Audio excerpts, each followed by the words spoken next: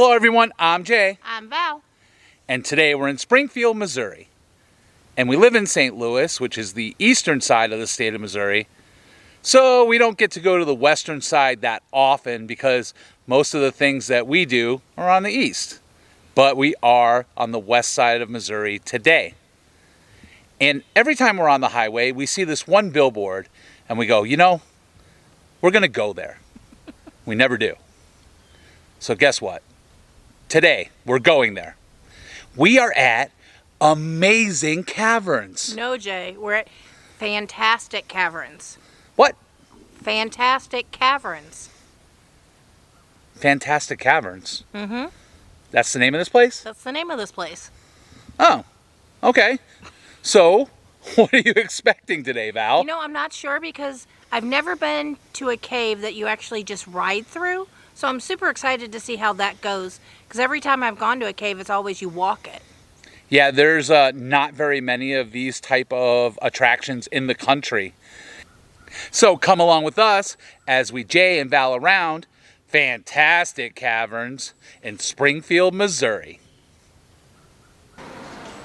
So this is a cool story. In 1862, while tracking an animal, Juno, the Bloodhound, disappeared into a small hole at the base of a bluff.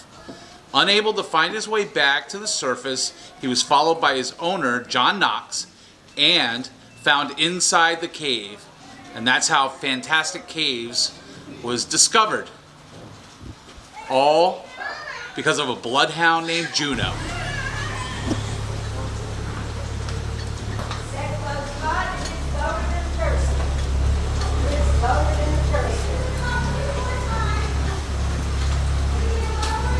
Val, can you believe how low this is? No, this is crazy. All right, folks, welcome to Fantastic Caverns. Now, I can stand here and tell you with all the confidence in the world, you are on the best ride-through cave in all North America. You're on the only ride-through cave in North America. In fact, there's only 4 worldwide, so that does make this a rather unique experience. Now today you're going to hear a little bit about the science of the cave and a little bit about the history. Now let me start out by telling you a little bit about how the cave was discovered. It was discovered in 1862 by a man named John Knox. And Mr. Knox, he was out hunting with his dog Juno. You may have noticed a statue of a dog on your way in. It's dedicated to the Bloodhound, Juno. Anyway, he's out hunting with Juno, and Juno chases a small animal into a small hole in the side of the hill. Well, Mr. Knox goes to call for Juno, and Juno didn't come out. But he could hear his dog crying and whining. So he goes back, he gets himself a lantern, he goes back out to where that hole is where his dog went in, and he himself proceeds to crawl in that hole after his dog. Now at the end of the tour, I'm going to show you this hole that he crawled in. When you see it, you'll see why I say Juno must have been a very good hunting dog for him to crawl in that hole, because it's a small hole. But he gets in there about 15 or 20 feet or so, and everything opens up for him. And at that point, he realizes he's got himself a cave on his property. Well, he finds Juno, he gets his dog, he takes his dog back home, then he goes back to that hole, he covers it up, and he doesn't tell anybody, not even his own family, about his discovery of the cave. He kept that to himself and went on about his business. Now, I'm going to leave that story right there as a cliffhanger, and we're going to come back to it, which is love when people do that to you. Then keep going in your seat, I'll have the tour. Now, okay, so one of the reasons why we stopped right here, back in the 1930s, during a time called the Depression, there were no jobs and nobody had any money. So the owner of the cave at that time had to figure out a way to pay his bills. And he had this idea to grow a crop, or produce, down here in the cave, and harvest it, take it to Springfield, sell it, put some money in his pocket. What's wrong with that idea? Exactly, man was crazy.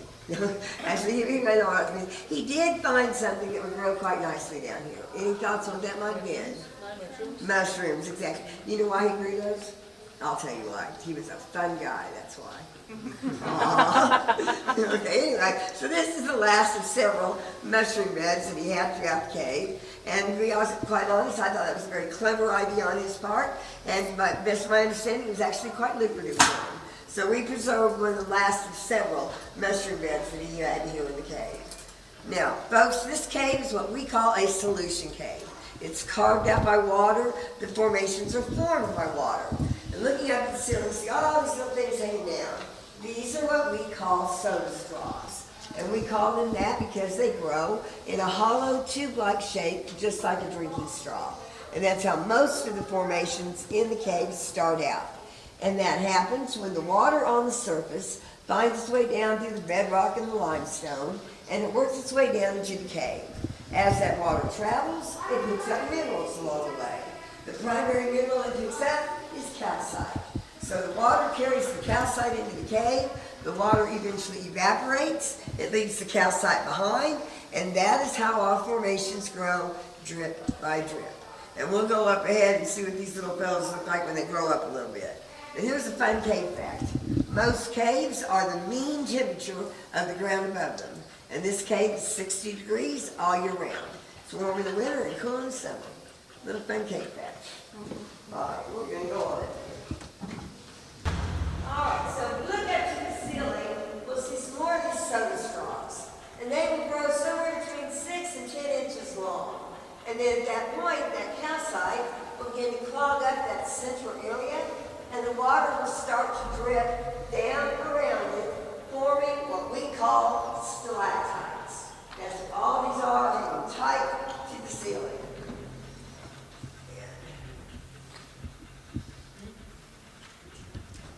Now, this particular stalactite that my light's on, it's kind of special because of the formation it makes. It has its own name. And this is what is called cave curtains or cave drapery. And it makes this type of formation like this right here. Because the ceiling is kind of slanted, it causes the water to drip down at an angle. And it leaves behind what looks like curtains or drapes. And if you watch, as that water continues to drip, it'll drip down here to the ground. That calcite starts growing upward, forming what we call a stalagmite. It might grow to reach the ceiling. When I was 6 years old, my folks took me to Carlsbad Caverns in New Mexico. And I always remember the tour guide saying that. A stalactite holds tight to the ceiling, stalagmite might grow to reach the ceiling. That stuck with me all these years. Who knew I'd be saying it later on in life? Now, these two formations are lined up where they could possibly grow together someday and form what we call a column or a pillar. That's going to take a little while. They've estimated that the average rate of growth of the formations in our cave is approximately 1 cubic inch per 100 years. So that's going to take a day or two. Now, folks, at one time, all of this was underwater. And there was an ocean all the way from the Gulf of Mexico to the Great Lakes and beyond. And this ocean was filled with fish and sea creatures and such. And when they die, their bones, teeth, shells, and what have you, go floating to the bottom. You get enough of those bones, teeth, shells, and what have you, compressed over time, you get what we call limestone today.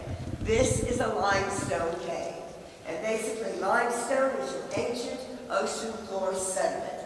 And it's comprised of compressed fossils. I personally found shark's teeth in here. I found starfish, lots and lots of crinoids.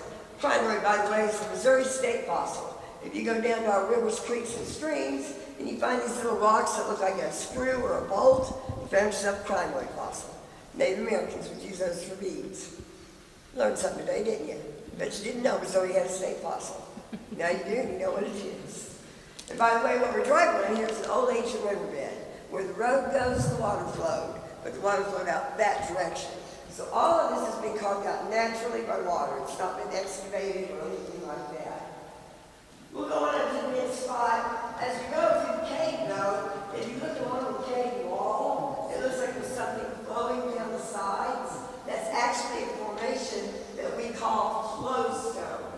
And that happens when the water seeps into the layers of the limestone and drips down. And the different colors are due to different minerals. This has a lot of iron in it, so you got that rust from on.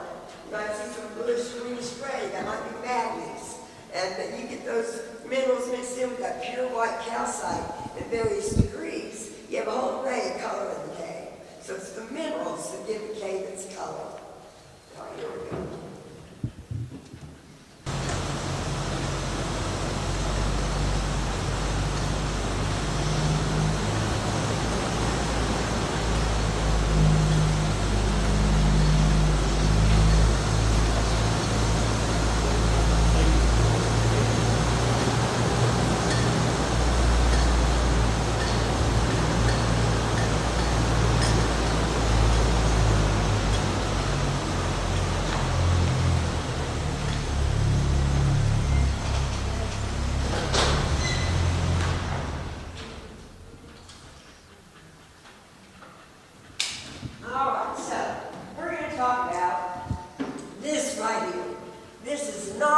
cave formation.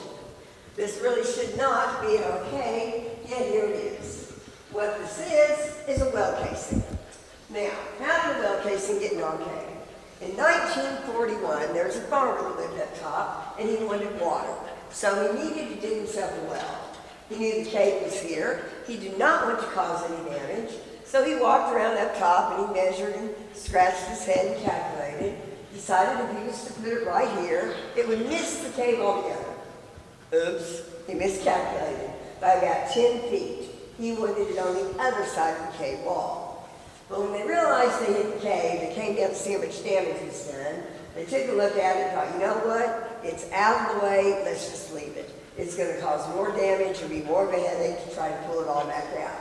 So that's exactly what they did. They left it. They did go ahead and drill down another 50 feet. They hit water, and it all turned out well. I entitled the 2 bad dad jokes, of course, I've used them all in now, so we're done. Now, the reason I'm going on about this mistake is we can learn from our mistakes, and we were able to learn from their area judgment. If you look up top where the well casing came to the ceiling, you see these ridged areas going back behind it. Those are the start of some new cave formations, some cave curtains or cave drapery, just like we saw back there. Those formations started growing in 1941 when this well casing came through and cracked the ceiling. So according to our calculations, those baby formations up there are 82 years old this year.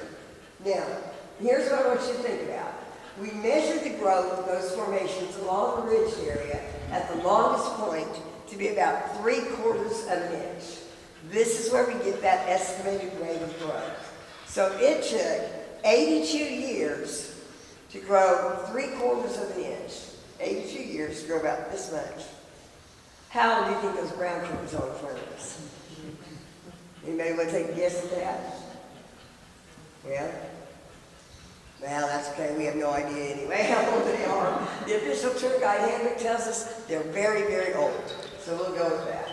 Did y'all notice these things hanging down look like strings? Yeah. Those are tree roots that have traveled down this well casing 90 feet in search of water. So we're 90 feet below the surface right here at this point. We've gone underneath the parking lot, we've gone underneath the county road that you came in on, and we're going into the side of the hill. So we're not really going down, the land's actually going up on top of us. Yeah.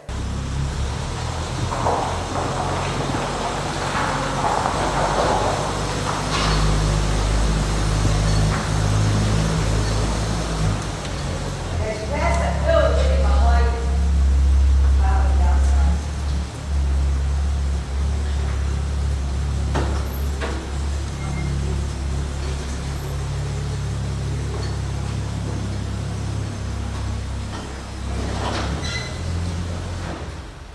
Unlike most bats, you know, though, when they go in somewhere, how they generally congregate together, these bats don't do that.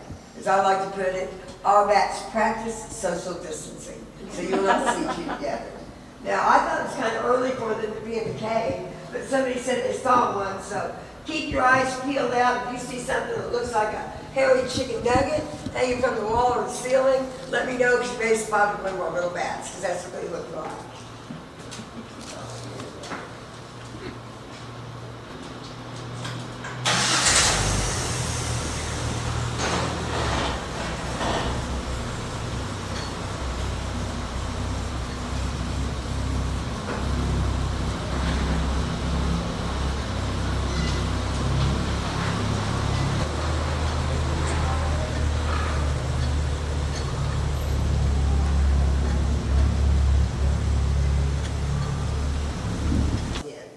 Now, a lot of folks ask, does your cave ever flood? Well, yes, on occasion. I think it's flooded to the point we cannot give tours probably 5 times in the last 6 years. The highest I've ever known the water to be up back in here was spring of 2019. It rained so much, the water came up over these railings. And we didn't give tours for like 6 days. And that was a lot of rain.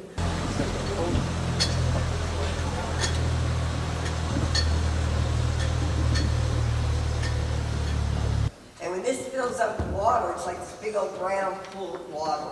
And when water rises high enough where it gets above both of those archways, at that point, that water will be discharging at the spring at approximately 9,000 gallons of water a minute.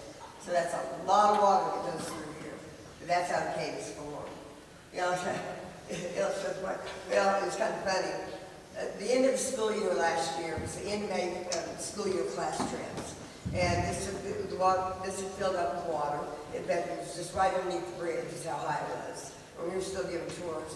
And this kid looks over and goes, oh, let's all jump in for a swim. It was like a big ground full of water. I said, well, let's stop and think about that for a minute. I said, if it's discharging in the spring at 9,000 gallons of water a minute, so what do you think's going to happen if you jump out in the middle of that? Well, I'll tell you what's going to happen. It's going to suck you down and you're going to drown because you're not going to get out of it. But it is kind of deceiving because you don't see that whirlpool on the surface. It looks rather calm. But underneath there, it's really going on. And I didn't witness this firsthand. And somebody told me that they were down here, and it was full like that, and they'd seen a limb or a branch that had washed in. And they said they saw it kind of swirl around and went down and went on down. And they said about a few seconds later, that limb shot up in the air about 10 feet and went back down and was gone. At this point, you're about 125 feet below the surface. I think that translates into about 12 stories. Water goes into the cave system through things like sinkholes and then moves through the cave and discharges here in the spring. The flow of the spring today is about 9,000 gallons a minute, and every bit of that goes through Fantastic Caverns. This is one of the most open sinkholes in the whole Fantastic Caverns system. It's so open, in fact, that walnuts that wash in here make it all the way through the cave. I could do without all the drips, I think, but that's the way the water gets in. And of course, that's not only does water get in that way, that's the way food gets in for the cave animals and contaminants get in too. The cave is here because limestone can be dissolved by water. This piece of limestone weighs about a pound. There is this much limestone dissolved in every 1,000 gallons of water discharging from the spring today. You can imagine the enormous volumes of water and long periods of time required to form the cave. Basically, a cave is a drain spring system. The fish, the crayfish, and most of the other cave animals are tiny, white, and blind. Although they spend their entire lives in the cave, they depend on the surface for their food. So Mr. Knox, he's discovered the cave. He goes back to the hole, he covers it up, he doesn't tell anybody, not even his family. He kept it to himself and went on about his business. Well, a few years go by and he gets to thinking this cave really ought to be explored. So he puts an ad in the Springfield paper asking for somebody with some experience to come explore the cave. And on February 27, 1867, the Springfield Athletic Club shows up out here. And they're the first ones to explore Fantastic Caverns. Now, the Springfield Athletic Club is kind of a unique group, especially for their time. And I'll put it to you this way. I would love to see the expression on old Mr. Knox's face when they knocked at his door and he opened it to see standing in front of him 12 young ladies that made up the Springfield Athletic Club.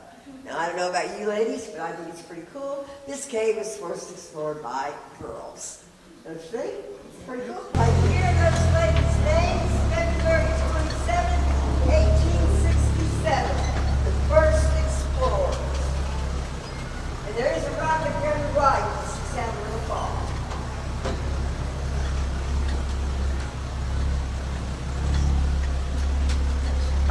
That's the first explorer.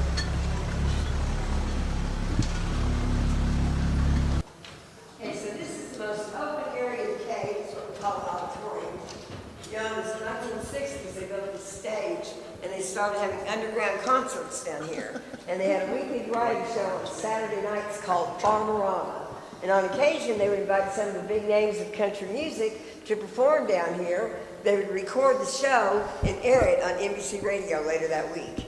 And then that went on for several years, but the acoustics are absolutely amazing. And y'all remember an old show called Hee Haw? Well, Buck Owens did some picking and grinning on that stage. He brought in one of the largest crowds of over 750 people. And if you're familiar with Branson, Missouri, there's a group down there called the Presleys. They were the first music show on the 76th Strip of Branson, and this is where they got their start. So all those music shows in Branson kind of originated here because they're the ones that you could tell me. All right, well, I got a demonstration for you up here. Mr. Knox discovered this cave in 1862. However, he did not place that ad in the paper till 1867. He waited for 5 years. The reason behind that, the American Civil War was going on. And Mr. Knox knew that if word got out that he had a cave, either the Union or the Confederate Army would come through and take it. Both armies were in this area at that time.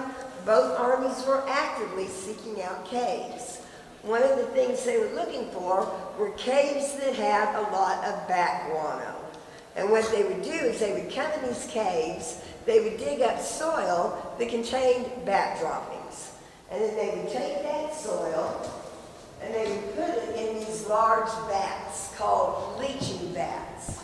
And then they would take water, they would run it over the top of that soil. That water would then run down through the soil and come out down here in the form of a muddy slurry. And that was a process called bleaching out the minerals. Then they would take that muddy slurry and they would start cooking it. And they would cook it in these large kettles that they would place out the mouth of the cave. And they would cook that all day long. At the end of the day, when all the water had finally cooked away, what they were left with were these crystals that stuck to the sides and the bottom of the pot. Those crystals contained something called potassium nitrate. It was also referred to as saltpeter. And what they found, they took those crystals and crushed them up, mixed it with potash and sulfur, they came up with gunpowder. And gunpowder was something that was in high demand during that time period. So in my opinion, Mr. Knox was a pretty wise man, keeping quiet about his discovery of the cave until after the war had ended. Even though this particular cave would not have offered up the bat guano they wanted, it still could have been a very valuable asset to either side. So thanks to the wisdom of Mr. Knox, those soldiers did not come through and destroy this cave. So it wasn't used for this purpose. However, this cave does have a very colorful history. Back in the 1920s, during a time in our country called Prohibition, when the sale and consumption of alcoholic beverages was outlawed throughout the land, somebody thought, well, that didn't mean underneath the land, and they thought this would be a great place for a bar. So they put in an illegal speakeasy down here, and they kicked up their heels for about 3 years, until it got shut down. So there's been a lot of activity in the cave in the last several years. I'll share a little something with you. This isn't part of the tour. I spend a lot of time down here. If you have a really good imagination, you can see a lot of things in the cave. Now, I'll show you one more cave. See the sky. At the top of this rock, see if you don't see the profile of an old man's head, and he's watching TV. Can you see him up there? He sits up there all day and watches TV. There's his head, and there's the TV. Yeah, I spend a lot of time.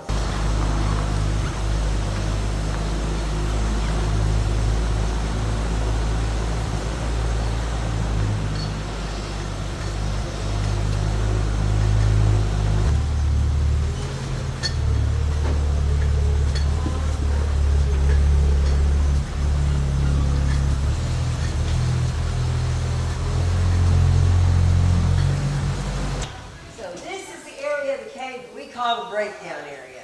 This is all these rocks that are broken down, used to be up on the ceiling. Basically what happened in here, when it was the land before time, and the water was running through here carving out the cave, the water level would rise and fall, and it would saturate the limestone. Over time, it saturated it so much, it caused it to collapse. And there are 3 areas you can see where the rock broke away. And the first one is right through here where the light's shining. Second, we got shelf right above that. And the third is up here on the ceiling, where it looks like a big shoe print. So it broke away in tiers like this, leaving a dome shape, which does not prevent any future collapse. And we do sometimes joke and say, oh, Atlas up here where my light's shining. You've been holding that ceiling up for thousands of years. Hasn't let anything fall on anybody but water all this time. So I think we're in good shape. Now, we do know that all this happened eons ago by the size of the stalactites and the stalagmites going down the level. However, a person might come through here and think, well, looks like an earthquake caused it. Well, it looks like it, but it didn't. But I will tell you this. Scientists will tell you this cave is a safe place to be during an earthquake. Case in point, back in 1811, the worst earthquake that hit North America hit 300 miles east of here, along what's called the New Madrid Fault Line. This earthquake was so severe, it's been said, it changed the course of the Mississippi River.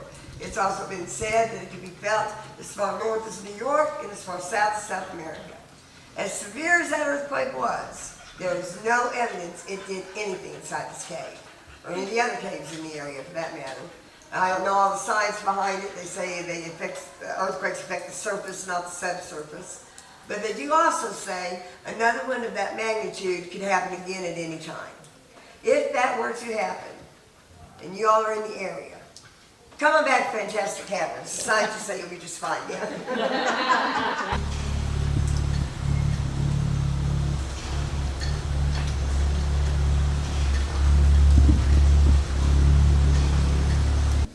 And this is the area we call the Hall of Giants. These are the largest formations in the cave. Of course, we're only about 15 or 20 feet from the surface right here, where water comes through. The largest formation. They call these two twins.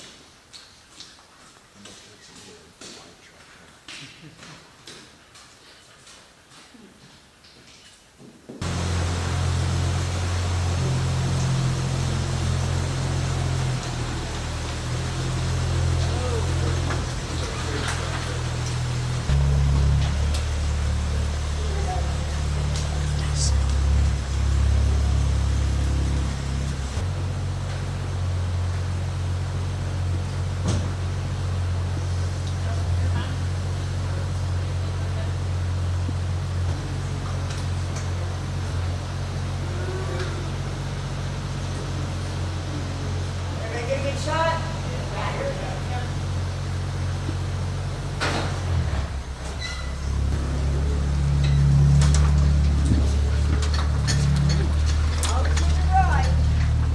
Oh my goodness, watch your head. That's the hole for luck. Holy Toledo.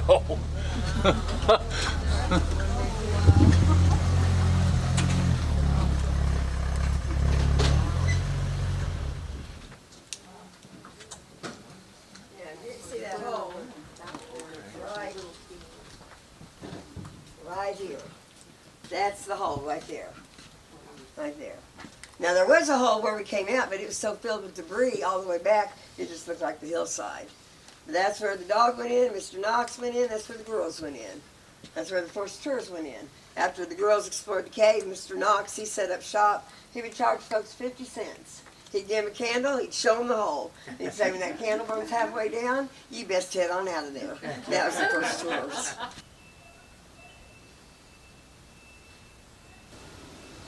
The first type of electrical plant used to light the cave was a steam engine that was installed in 1887. Fantastic Caverns was the second in the United States to be lit with electric bulbs.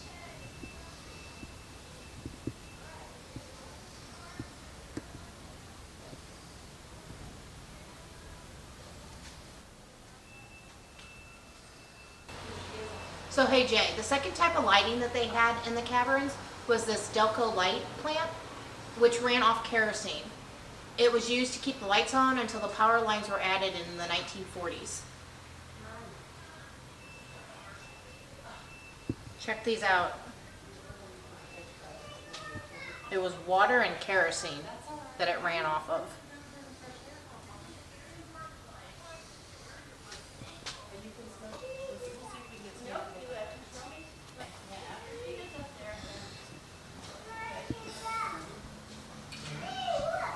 Alrighty, Fantastic Caverns in Springfield, Missouri is over. So Val, did you have fun and did you learn a little bit? Absolutely. This place was amazing. It is beautiful. So we learned that there's only 4 caves in the world that you can actually drive through, and Fantastic Caverns is the only one in the United States. Learning the history of how it started, just seeing the stalactites, the stalagmites, And learning that they used to do shows here. So like Buck Owens used to come and play. The Presleys from Branson would come and play. I think that was amazing. Yeah, a lot of country acts came through, right? Yeah. They were even saying something about Hee Haw, but I guess that was Buck Owens, right? That was Buck Owens, yeah. I love the origin story, how a bloodhound named Juno was chasing after an animal and just ended up in a hole in the bluffs or the ground or whatever, and that's how they found the caverns in the first place. That's an amazing story in itself. It's also awesome that they drive you through this, so you don't have to walk the few miles that it is, and you can surely enjoy the caverns a whole lot better, right? Because you can look around and you can see a whole lot more without having to exert yourself, right? So people that don't like to walk very much or can't walk very much, this is the perfect type of tour for them. I enjoyed it because, I mean, saved a whole lot on my legs, right? You know what I'm saying? I got short, stubby ones, and boy, I can make them hurt real quick in a 1 mile tour. So, also too, our tour guide was phenomenal. She was very knowledgeable and showed us a whole lot of stuff. So I loved everything about this experience. Fantastic Caverns is a place that if you're in the Springfield area, you have to come out and check it out. Please don't miss it. It's one of those things where it's a little bit off the path. You have to come and find it a little bit, but man, when you do, it is so worth it. Yeah, it takes about an hour to go through, but it's well worth it. So if you like this video, give us a thumbs up, comment down below. If you're new to the channel, please subscribe and help us get to 1,000 subscribers. It'll also let you know when the next video is coming out, and it'll keep you on the loop. So we want to thank you for coming along with us and enjoying Fantastic Caverns and everything they had to offer. We want to thank you for Jay and Valing around with us. So hey Jay, check this out. This is the kind of machine I would have wanted to see in the cave.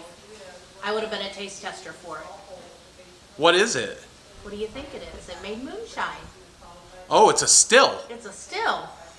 Wow. Now I love some moonshine. Yes, you do. We have plenty of it at home. Not so much anymore. I didn't know that. Somebody has a problem.